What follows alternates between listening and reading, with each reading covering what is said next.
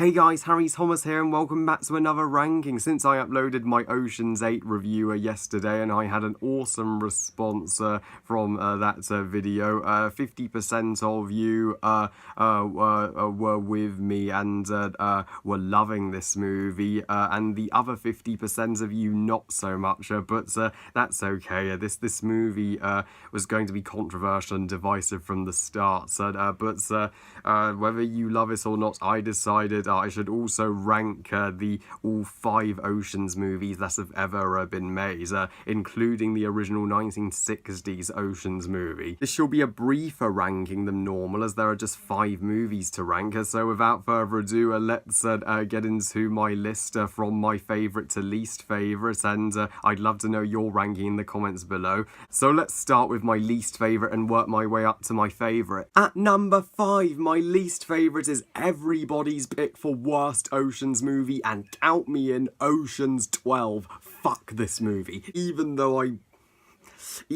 wouldn't rate Oceans 11 and 13 as high as the majority, at least I can tolerate them. Oceans 12 I have no intention of revisiting ever. There's barely a fucking heist in this damn movie, and even when we do get to the heist, it's underwhelming as fuck, and it results in a failed attempt where they get thrown in jail. You have this love story that wastes our time, and on the pacing, oh man, it's bad.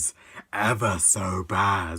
I couldn't believe how bored shitless I was. It's as if the purpose of this movie was a heist by the studio themselves to steal the fan base's fucking money. Yes, skip Oceans 12, guys. Number 4, thankfully moving on from the one bad Oceans movie, now we come to one that's just mediocre at best. Oceans 11, the original 1960s one. It may be a movie from the 60s, but this ain't no classic. I'm like, it's just a movie that has a total lack of an identity. You know, you could just title this movie Casablanca or any other gangster movie from the 20th century. It's a glamorous movie, I'll give it that, but that's it. I mean, does anybody even notice this movie anymore? Hell no. And once you watch it, you can see why. At number 3, finally, the mediocrity of the Steven Soderbergh movies concludes in Oceans 13. Thankfully, this is the final installment of that trilogy, and at least it gives, Georgia Clooney, Brad Pitt, and Matt Damon, and at least it gives them some decent closure and wraps up their storylines fine, I guess, but I didn't care.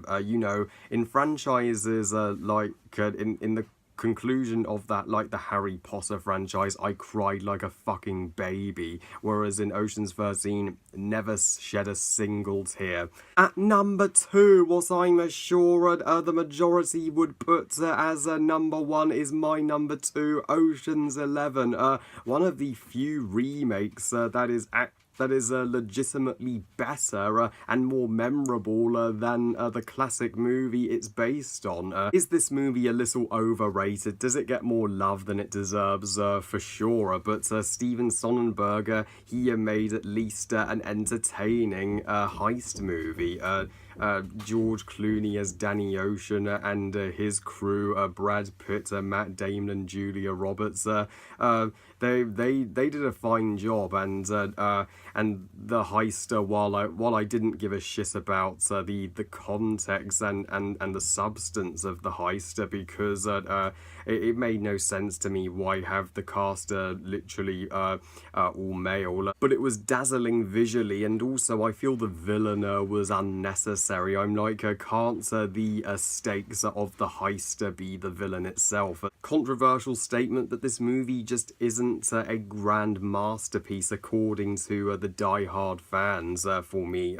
It's just one of those movies I scroll at on Netflix and I decide whether I check it out or not.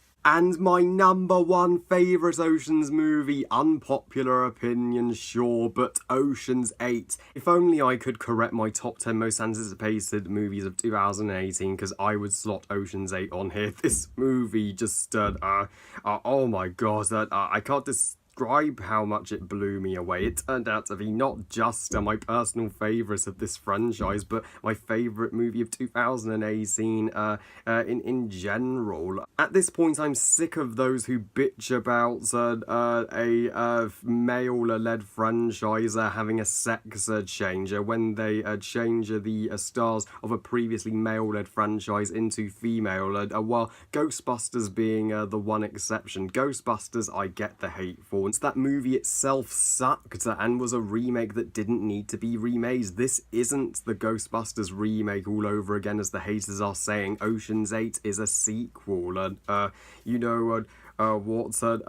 if it can work, I'm all for female empowerment. I'm all for seeing the alternative universe and an alternative sex of a beloved character. I wouldn't mind if more male-led franchises had a sex change and converted into chicks. These badass ladies kicked ass, especially Sandra Bullock and Cate Blanchett, and I sympathised with Sandra Bullock's character, despite her carrying as a heist to steal a necklace from a fashion show, as she was framed by her former boyfriend in the past.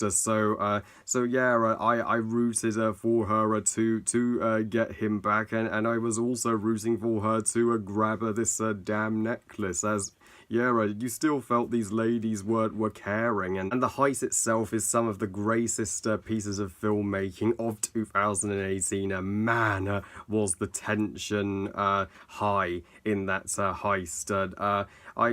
I'm like, there was no need for a antagonist in this movie. So quit bitching about the lack of a villain, because this movie doesn't need one. It was the tension of the heist itself that was the villain. And I can't wait for Oceans 9 and 10, as this will be the Oceans trilogy that I grew up with. I also wouldn't mind a female Harry Potter and female James Bond. So yeah, first ranking complete. So when I've still yet to review the entire Oceans franchise, well, the rest of my Oceans reviews shall come later this year.